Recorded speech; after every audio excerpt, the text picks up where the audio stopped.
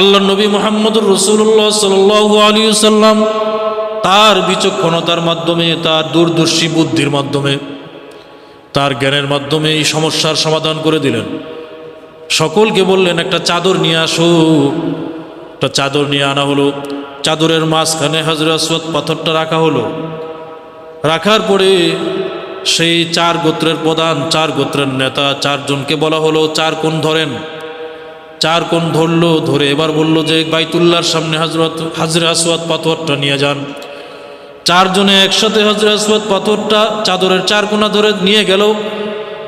যখন বাইতুল্লাহর সামনে নেওয়া হলো, আল্লাহ রসুল সাল্লাল্লাহু আলাইহি সাল্লাম হাজরে আসওয়াদ পাথরটা তার হাতে নিয়ে, হাত মুবারকে নিয়ে সাথে সাথে তিনি বাইতুল্লাহর দেয়ালের সাথে লাগাই দিলেন। সুবহানাল্লাহ। আল্লাহ রসুলের এই বিচক্ষণতা দেখে এই সুন্দর